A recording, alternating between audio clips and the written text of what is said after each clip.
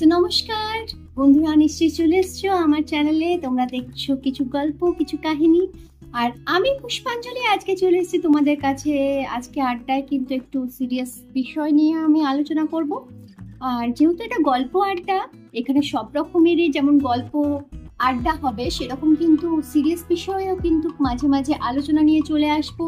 তোমাদের কিছু জানানো থাকলে আমি সেটাও নিয়ে চলে আসবো। তো বেশি কথা না বলে নিশ্চয়ই তোমরা এই আমাদের গ্রুপে জয়েন করে নিয়েছো, আর প্লিজ করো, অ্যাটেন্ডেন্স দাও প্লিজ। কমেন্ট বক্সে নিজের নাম এবং কোথা থেকে দেখছো সেটা অবশ্যই লিখবে।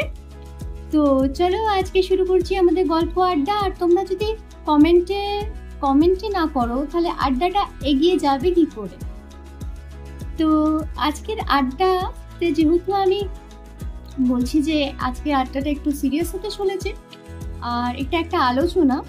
তো আমি কিছু কিছু জায়গা থেকে কিছু কিছু জিনিস দেখেছি যেটা তোমাদের সাথে শেয়ার করতে চাইছি। মানে এটা একটা বলতে পারো অ্যাওয়ারনেসও, যে এখন মোটামুটি সবাই আমরা জানি যে গরমটা কিন্তু এই বছর পড়ে গেছে এবং অত্যাধিক পড়েছে। এবং যেই সব দেশে যেমন আরব টারবের থেকেও কিন্তু এবারে কিন্তু আমাদের ইন্ডিয়া গরমের দিক থেকে এগিয়ে আছে। আর এটা কিন্তু খুব একটা ভালো জিনিস নয়, এতটা গরম পড়া আমরা এখন নিজেরাও বুঝতে পারছি যে এটা কিন্তু অত্যাধিক গরম। এবং অনেক বছর, বহু বছরের রেকর্ড কিন্তু এই বছরের গরম এখনই ভেঙে দিয়েছে। মানে এখনো জাস্ট এটা এপ্রিলেরও এখনো শেষ হয়নি, তার মধ্যেই কিন্তু সমস্ত রেকর্ড কিন্তু এবারে গরম ভেঙে দিয়েছে। আর এটা কিন্তু খুবই চিন্তার বিষয়। তো যেটা নিয়ে আলোচনা তোমাদের সাথে আমি আজকে আড্ডা দিতে চলে এসেছি, যে এই যে গরম পড়ছে এর কারণ তো মোটামুটি আমরা সবাই কম বেশি জানি। গ্লোবাল ওয়ার্মিং, যে carbon dioxide, methane, chlorofluoro carbon, এইগুলো আরও অনেক রকমের যে গ্যাস, গ্রিন হাউস গ্যাসগুলো আছে, সেগুলোর জন্য কিন্তু আস্তে আস্তে আমাদের যে তাপমাত্রাটা ওটা অত্যাধিক হয়ে যাচ্ছে। এই গ্যাসগুলো তো আর এমনি এমনি বাড়ছে না, বা গ্লোবাল ওয়ার্মিংটা যেটা হচ্ছে সেটাও তো এমনি এমনি হচ্ছে না। সেটা তো সব আমাদেরই, মানে আধুনিক যেমন আমরা হয়েছি সেখান থেকে যেমন আমরা অনেক সুবিধা পেয়েছি, সেরকমও কিন্তু আমাদের কিন্তু অনেক অপকারও হয়েছে, আর যার ফলে আজকে আমরা দেখতে পাচ্ছি তার অপকার। তো আসল কথা, এটা তো আমরা ছোট থেকেই পড়ে আসছি, মোটামুটি সবাই জানি যে কি কারণে আমাদের গরম বাড়ছে বা কি কারণে এত উষ্ণতা দিন দিন বেড়ে যাচ্ছে। কিন্তু ব্যাপারটা হচ্ছে যে গরমে যে শুধুমাত্র শারীরিক যে আমাদের তার ক্ষতি করছে না, তার সাথেও আরো আমাদের যে ইকোনমি, সেটাকেও কিন্তু এই গরম কিন্তু এফেক্ট করছে। কারণ ভেবে দেখো, আমাদের প্রায় 75% মানুষই কিন্তু খেটে খাওয়া মানুষ, ঠিক আছে? এরপরে তারা রাস্তাঘাটে, মাঠে ঘাটে সব কাজ করছে, বিল্ডিং বানাচ্ছে। তো এর ফলে কিন্তু এই গরমের জন্য কিন্তু, মানে ভাবো যে গরমটাতে আমরা কাজ করতে পারছি না, কষ্ট হচ্ছে, এবং সেই টাইমটা কিন্তু বেড়ে যাচ্ছে। একটা কাজ যেটা মানে আমাদের অঙ্কর ভাষায় যেটা একটা কাজ হয়তো একদিনে হতো, সেটা কিন্তু আমাদের হয়তো 5 দিন লাগছে কি তারও বেশি। তার ফলে কিন্তু আমাদের কার্যের যে গতিটা কমে যাচ্ছে, এবং যেহেতু কাজটা কমে যাচ্ছে সেখানে কিন্তু টাকাটাও সেই জায়গা থেকে কিন্তু আমাদের লস হচ্ছে। তো শুধু যে এই গরমের জন্য আমাদের শারীরিক ক্ষতি হচ্ছে বা শারীরিক দিক থেকে আমরা ভেঙে পড়ছি বা শারীরিক দিক থেকে আমরা ক্ষতিগ্রস্ত হচ্ছি তা কিন্তু নয়, আমরা কিন্তু ইকোনমিক্যাল দিক থেকেও ক্ষতিগ্রস্ত হচ্ছি। এটাও কিন্তু আমাদের মাথায় রাখতে হবে। এই জিনিসটা কিন্তু এখন আর কি সবাই আলোচনা করছে, এখন এটা বেরিয়ে আসছে, কিন্তু এর আগে অবধি কিন্তু শারীরিক ব্যাপারটাকে নিয়ে সবাই বেশি ভাবতো বা বেশি করতো। কিন্তু শরীরের সাথে কিন্তু ইকোনমিও যদি ভেঙে যায়, তো তাহলে সেখান থেকে কিন্তু শরীরটাও একটা যুক্ত, মানে একে অপরের সাথে সবাই কিন্তু পরিপূরক। আর তোমরা যদি ভেবে দেখতে যাও তো আরো অনেক ক্ষতি আছে। যেমনি বাচ্চাদের, মানে স্কুল কলেজ বন্ধ হয়ে যাচ্ছে, স্বাভাবিক এই গরমে যদি স্কুল কলেজ খোলা থাকে তাহলেও কিন্তু আমরা বাচ্চাদের পাঠাবো না। আমি নিজে মা হয়ে বলছি, এত গরমে এত রোদে বাচ্চাকে নিয়ে আসা, মানে বাচ্চার এত গরমে বাচ্চাকে বার করা এমনিতেও বারণ করছে, ডক্টররাও বারণ করছে যে এত গরমে বাচ্চাদের বার করবেন না।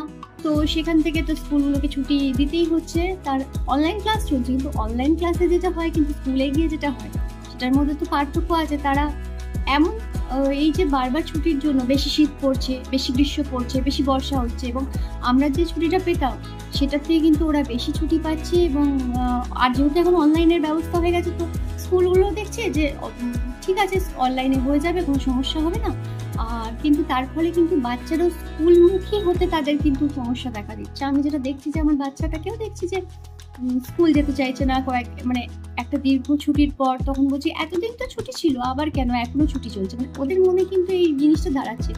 এবং এটা দীর্ঘদিন চলতে থাকলে হয়তো যেমন পড়াশোনার প্রতি হচ্ছে, বাড়িতে করছে না করছে, মানে একটা যে রেগুলারিটি সেটা ওদের মধ্যে তৈরি হচ্ছে না, আর সেটাও গিয়ে কিন্তু পরবর্তীকালে কিন্তু গিয়ে সেই ইকোনমি বলো কি এডুকেশন বলো সব থেকে কিন্তু ক্ষতিগ্রস্ত করবে। আবার এদিকে টিচাররাও তাদের সিলেবাস শেষ করতে পারছে না। যেই স্কুলে অনলাইন ক্লাস হচ্ছে ঠিক আছে, আর যে স্কুলে অনলাইন ক্লাসের সুযোগ নেই সেখানে কিন্তু পড়াশোনাটাও ভীষণ ক্ষতিগ্রস্ত হচ্ছে, ভীষণ ক্ষতি করছে, কারণ এই সিলেবাস শেষ করতে পারছে না, টিউশনের উপর জোর করছে, টিউশনিতে জোর দিতে গিয়ে তারা স্কুলটাকে অবজ্ঞা করছে যে হ্যাঁ সারাদিনই তো ছুটি আছে কি আর আছে। কিন্তু স্কুল থেকে যে শিক্ষা বা স্কুলে গিয়ে যে বন্ধু বান্ধবদের সাথে মেশা, একটা যে সোশ্যাল লাইফ তৈরি করা, সেটাও কিন্তু এখন এইসবের জন্য কিন্তু হ্যারাস হচ্ছে। তো আমরা সবসময় ভাবি যে মানে গরম পড়েছে মানে জল খাও, ভালো হাইড্রেটেড থাকো, খাবার খাও, রোদে কম বেরো, কিন্তু এটা শুধু শরীরকে যত্ন নেওয়া। বাট তারপরেও যে এত কিছু হ্যারাসমেন্ট হচ্ছে, এত কিছু হ্যারাস হচ্ছে এই গরমের জন্য, সেটা নিয়ে কিন্তু আমরা খুব একটা ভাবি না। তো আমি আজকে একটা ভিডিওতে দেখছিলাম যে এরকম যে এত ইকোনমি বলো এরকম, তখন আমিও ভাবতে বাধ্য হলাম যে সত্যি তো, শুধু তো যে গরমের জন্য শরীরের সাথে সাথে কিন্তু এগুলো হ্যারাস হচ্ছে। তো এটাই আজকে গরমের ব্যাপারে যেমন মজার ঘটনাও বলেছি, তো এখন এটা একটু সিরিয়াস ঘটনাও আমাদের সবাইকে ভাবতে হবে, গাছ লাগাতে হবে, যেটা একটাই উপায় সবসময় বলে এসছে, ছোটবেলা থেকে বইয়েও পড়ে এসছি যে এই গরম থেকে বাঁচতে যাতে বৃষ্টি হয় তার জন্য গাছের পরিমাণ বাড়াতে হবে। গাছের পরিমাণ বাড়লে হয়তো গিয়ে আমরা নেক্সট জেনারেশনকে কিন্তু একটা ভালো একটা ভবিষ্যৎ দিতে পারবো। না হলে কিন্তু এই গরম যদি এরকম বাড়তে থাকে, আমরা মানে প্র্যাকটিক্যালি মানে আমাদের বই পড়বার দরকার নেই, একটা খুব সাধারণ মানুষও কোনো জ্ঞান ছাড়াও কিন্তু বলে দিতে পারবে যে হ্যাঁ গরমটা বাড়ছে।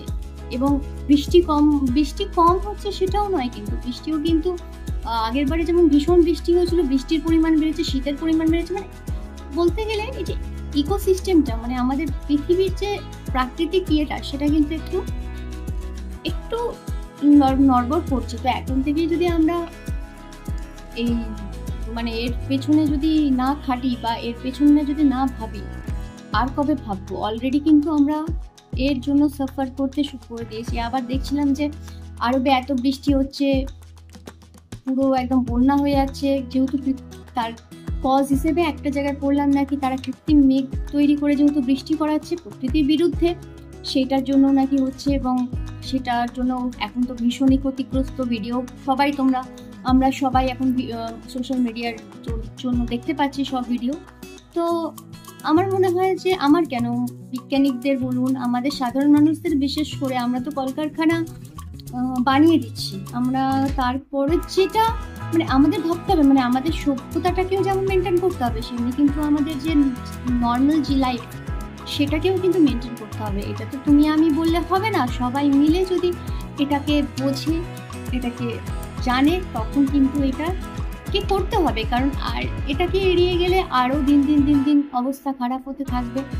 আর যদি এরকমই চলতে থাকে, মানুষের জীবন নিয়ে যদি টানাটানি হয়, তাহলে আর উন্নতি সভ্যতা কোথায় গিয়ে দাঁড়াবে? সেটা তো আর কোনো ভ্যালুই থাকবে না। সেটার তো মনে হয়, আমার এটা মনে হচ্ছে, আমি আমার বক্তব্য জানাচ্ছি, তোমরা অবশ্যই কমেন্ট সেকশনে জানাও তোমাদের বক্তব্য কি, বা তোমাদের যদি মনে হয়েছে কোনো সলিউশন, বা তোমাদের ওইখানে কীরকম গরম, আগে কীরকম ছিল, এখন কীরকম, লেখো গল্প লেখো, আমার মেল আইডিতে পাঠিয়ে দাও, আমি ডেসক্রিপশন বক্সে আমি আমার মেল আইডি দিয়ে দেবো।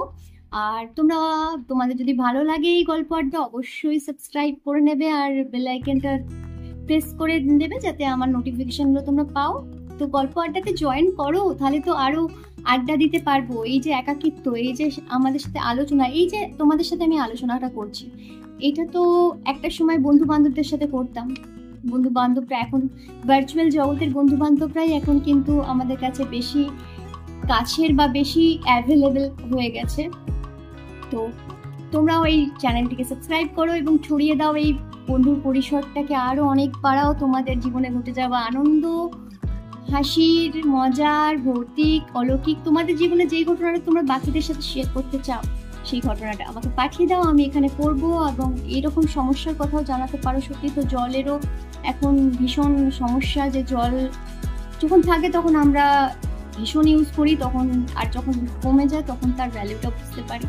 তো আমাদেরই কিন্তু করতে হবে, মানে এটা আর ভেবে কোনো লাভ নেই, আমাদেরই ভাবতে হবে, এখন থেকেই ভাবতে হবে। যদি আমরা নেক্সট জেনারেশনকে একটা ভালো পরিবেশ, একটা ভালো প্রকৃতি, একটা সুস্থ পরিবেশ প্রকৃতি যদি আমরা দিতে চাই, তাহলে এখন থেকেই আমাদের ভাবতে হবে, তাহলে কিন্তু দিন দিন আরো সমস্যা বাড়বে।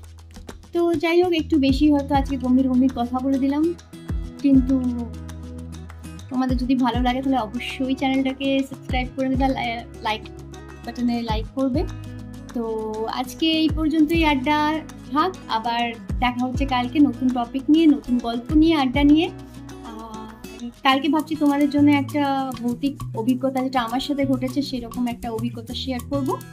আশা করছি তোমাদের গল্পটা খুব ভালো লাগবে এবং সত্যি ঘটনা, কোনো বানানো বা কোনো মিথ্যে বা গল্প নয়। তো যাই হোক, কালকে নিয়ে চলে আসবো সেই আড্ডা। তো আজকে এই পর্যন্তই, আবার দেখা হবে নতুন ভিডিও নিয়ে। সবাই ভালো থাকবে, গরমে খুব খুব খুব করে জল খাবে, বাইরে বেরোলেই কিন্তু টুপি ছাতা যা হোক কিছু একটা নেবে, আর জল খেতে থাকবে, খাবার খেতে থাকবে, ভালো থাকবে, সাবধানে থাকবে। আজ এই পর্যন্তই, আবার দেখা হবে কালকে। টাটা।